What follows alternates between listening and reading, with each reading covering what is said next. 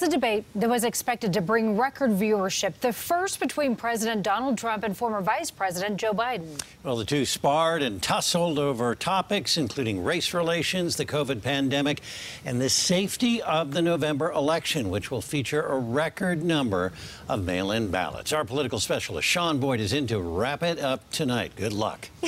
I have never seen a debate so out of control. I'm not sure that anyone learned what kind of president these two would be. Trump delivered a constant volley of insults and interruptions, and Biden didn't hold back, calling Trump a clown and Putin's puppy. It was 90 minutes of pandemonium. It was utter chaos from start to finish. Will you shut up, man? Listen, Biden calling Trump a liar, Trump calling Biden a socialist, and both firing off zingers. In 47 months, I've done more than you've done in 47 years, Joe. We've done things that you never even thought of doing, including fixing the broken military. You know, he talks about the art of the deal. China's perfected the art of the steal. We have a higher deficit with China now than we did before. There was nothing they agreed on. That he wants to take it away. He won't ever look you in the eye and say that's what he wants to do. Take it away. No, I want to give them better health care at a much lower price. But Joe, you agreed with Bernie Sanders, who's far left, on the manifesto, we call it, and that gives you socialized medicine. Look, hey, are you saying I'm not going to listen to him. The fact of the matter is, I beat Bernie Sanders. Not by much. On COVID and the economy, Biden insisted Trump underreacted. Trump said Biden would overreact. He said he didn't tell us or give people a warning of it because he didn't want to panic the American people. And you look at what's going on with divorce, look at what's going on with alcoholism and drugs. It's a very, very sad thing.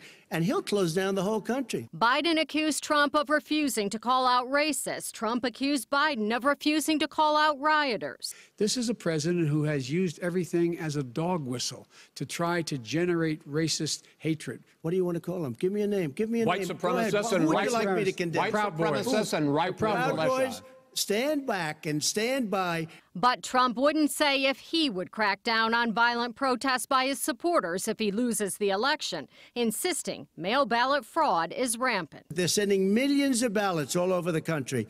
There's fraud. They found them in creeks. They found some with the name Trump, just happened to have the name Trump just the other day in a waste paper basket. We might not know for months, because these ballots are going to be all over. This is all about trying to dissuade people from voting because he's trying to scare people into thinking that it's not going to be legitimate. Show up and vote. I will accept it, and he will too. You know why? Because once the winner is declared after all the ballots are counted, all the votes are counted, that'll be the end of it. Heading into this debate, most voters had already made up their minds, but 20% of people in a recent survey said the debate would impact their decision. I asked our analysts, Democrat Mike Dino and Republican Dick Wadhams, if they felt tonight's matchup moved anyone off the fence and whether it was the issues or the personalities that mattered more. I don't think it was a game changer for either candidate.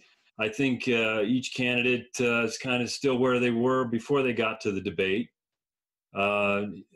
President Trump has his base, and I think Vice President Biden continues to have his lead. And I think personalities really were the winner here in terms of the issues were, they talked over themselves. It was mano to the extreme.